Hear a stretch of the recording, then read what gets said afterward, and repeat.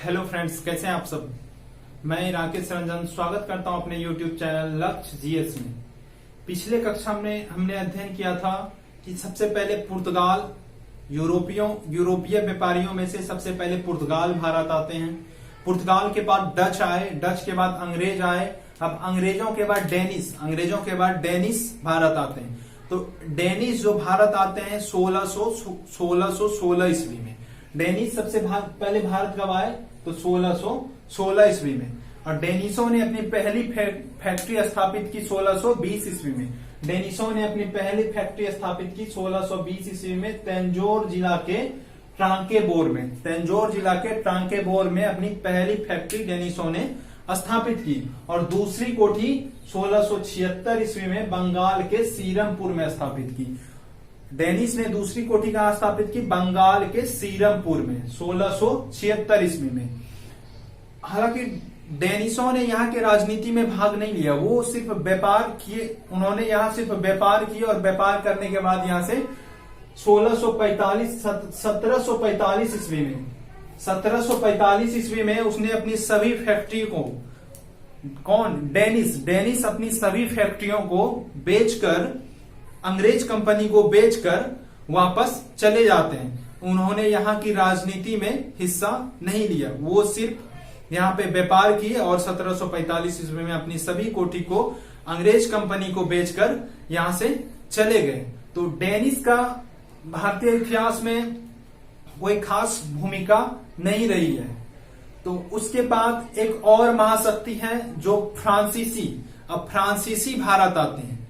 फ्रांसीसी, डेनिश के बाद फ्रांसीसी। तो हम लोग क्रम देखते हैं। सबसे पहले कौन आया? सबसे पहले पुर्तगाल आए। पुर्तगाल के बाद कौन आए? डच आए। डच के बाद कौन आए? अंग्रेज आए। अंग्रेज के बाद कौन आए? तो डेनिश आए। और डेनिश के बाद कौन आए? तो फ्रांसीसी आए। तो फ्रांसीसी फ्रांस के राजा थे लुइस चौदहवां का एक योग्य मंत्री था कोलबर्ट। लुइस चौदहवां का एक मंत्री था कोलबर्ट के प्रयास से एक कंपनी का गठन किया गया। फ्रांस में कोलबर्ट के प्रयास से एक कंपनी का गठन किया गया जिसका नाम रखा गया कंपनी द इंड ओरिएंटल। 1664 ईस्वी में इसका गठन किया गया। अभी तक जितनी भी कंपनी भारत आई थी सब व्यापारियों की कंपनी थी। फ्रांसीसी ईस्ट इंडिया कंपनी जो थी, कंपनी द इंड ओरिएंटल, जो फ्रांसीसी ईस्ट इंडिया कंपनी कहलाती थी, यह पहली ऐसी कंपनी थी जिसका गठन फ्रांसीसी सरकार ने किया था। मतलब ये एक सरकारी कंपनी थी। फ्रांसीसी ईस्ट इंडिया कंपनी क्या थी? सरकारी कंपनी थी। और इसका स्थापना हुआ था लुइस चौदहवां के एक मंत्री थे कोलबर्ट के प्रयासों से इसकी कंपनी का स्थापना हुआ। तो कंपनी स्थापित होने के बाद कंपनी बन गई। कंपनी बन के तैयार हुई तो व्यापार करने के लिए उनकी मंशा ये नहीं थी कि हम भारत से व्यापार करें। पहले जो आते थे लोग पूरब के देश के साथ व्यापार करते थे, पूरब के देश के साथ मसालों का व्यापार करते थे। तो फ्रांसीसी ईस्ट इंडिया कंपनी जब आई तो वो सबसे पहले पूरब क्षेत्र में आए। और सबसे पहले कहाँ आए? मेडागास्कर में आए, मेडागास्कर द्वीप में आए। परंतु वहां उन्होंने अपना उपनिवेश स्थापित नहीं कर सका। मेडागास्कर में अपना उपनिवेश स्थापित नहीं कर सका। तो वहां से पहला दल जो आया मेडागास्कर आया, वहां अपना उपनिवेश स्थापित नहीं कर सका। इसके बाद दूसरा दल भेजता है। दूसरा दल कब भेजता है? 1667 ईस्वी में। फ्रांसीसी ईस्ट इंडिया कंपनी की गठन होती है 1664 ईस्वी में। और दूसरा दल उन्होंने कब भेजा? 1667 ईस्वी में, जो फ्रैंक कैरो के नेतृत्व में आया था। फ्रैंक कैरो के नेतृत्व में दूसरा दल फ्रैंक कैरो के नेतृत्व में आया 1667 ईस्वी में। अब फ्रैंक कैरो का एक साथी था मरकारा। तो फ्रैंक कैरो और साथ में मरकारा दोनों भारत आते हैं। दोनों कहां आते हैं? भारत आते हैं। और यहीं पे भारत में फ्रैंक कैरो ने 1668 ईस्वी में सूरत में एक कोठी स्थापित की। देखिए, सबसे पहले पुर्तगाल आए, वो भी सूरत में बैठे थे। अंग्रेज आए, वो भी सूरत में थे। डच थे, वो भी सूरत में थे। मतलब सूरत में क्या था, कंपटीशन बहुत तगड़ा था। सूरत में क्या था, कंपटीशन तगड़ा था। तो कुछ खास नहीं कर पाया सूरत में फ्रांसीसियों ने। तो उसके साथ फ्रैंक कैरो के साथ जो आए थे, उनके साथ ही मरकारा। तो मरकारा जाते हैं गोलकुंडा के शासक के पास। मरकारा कहा जाते हैं गोलकुंडा के शासक के पास, और उन्हें कहता है कि हमें अपने यहाँ व्यापार करने के लिए कुछ जगह प्रदान कीजिए। तो गोलकुंडा के शासक ने 1669 ईस्वी में 1669 ईस्वी में एक मुसल्लीपट्टनम नामक स्थान पर एक कोठी स्थापित करने की अनुमति देती है। और मरकारा ने वहीं पर 1669 ईस्वी में एक कोठी की स्थापना करता है। अब क्या होता है 1672 ईस्वी में फ्रांस के एक जल सेनापति होते हैं, दी लाहे जल सेनापति थे फ्रांस के। उन्होंने मद्रास के निकट एक गांव था संथोमी पर अधिकार कर लिया। वो गोलकुंडा के क्षेत्र में आते थे। संथोमी जो है गोलकुंडा के क्षेत्र में आते थे। तो फ्रांसीसी जल सेनापति दी लाहे ने क्या किया, संथोमी पर अधिकार कर लिया। अब गोलकुंडा के जो शासक थे, उन्होंने ही अधिकार दिया था फ्रांसीसियों को मुसल्लीपट्टनम में कोठी स्थापित करने के लिए। और गोलकुंडा के ही राज्य में उन्होंने किसी गांव पे अधिकार कर लिया। तो क्या होगा, गोलकुंडा के शासक गुस्सा गए और फ्रांसीसियों पर आक्रमण कर दिया। तो गोलकुंडा शासक के साथ डच सेना भी उसके साथ थी। डच सेना और गोलकुंडा के शासक ने मिलकर फ्रांसीसियों पर आक्रमण कर दिया और उसे वहां से भगा दिया और सन थोमे को डचों को दे दिया। डचों की मंशा ही यही थी कि फ्रांसीसियों को यहां से भगाकर इन्हें हम अपने अधिकार में ले लिए। तो इसीलिए डचों ने गोलकुंडा के शासक को युद्ध में साथ दिया और विजय के बाद सन थोमे को गोलकुंडा के शासक ने डचों को प्रदान कर दिया।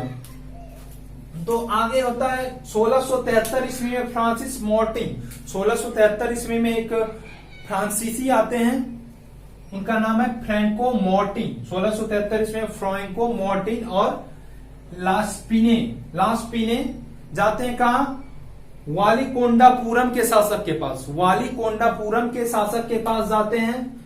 उस समय वहां के शासक थे शेर खां लोदी। वालीकोंडापुरम के शासक थे 1773 ईस्वी में शेर खां लोदी।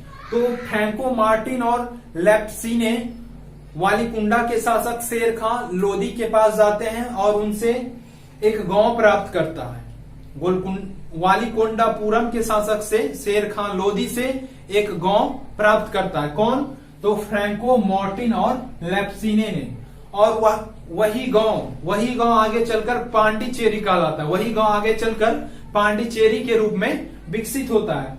वहां पर उन्होंने फ्रांसीसियों ने एक किले का निर्माण किया। पांडिचेरी में जो क्षेत्र शेर खां लोदी ने उन्हें प्रदान किया, वहां पर एक किला बनाया जिसका नाम फोर्ट लुई रखा गया। 1693 ईस्वी में पांडिचेरी को फ्रांसीसियों से डचों ने छीन लिया। पांडिचेरी को 1693 ईस्वी में फ्रांसीसियों से डचों ने छीन लिया। डच जो है अंग्रेज का समर्थन प्राप्त कर पांडिचेरी पर आक्रमण करता है और उसे अपने अधिकार में ले लेता है। तो 1697 ईस्वी में डचों और फ्रांसीसियों के बीच एक संधि होती है। 1697 ईस्वी में डचों और फ्रांसीसियों के बीच रेजविक की संधि होती है और इस संधि के तहत पांडिचेरी पुनः फ्रांसीसियों को डचों द्वारा वापस कर दिया जाता है। अब बंगाल के एक सूबेदार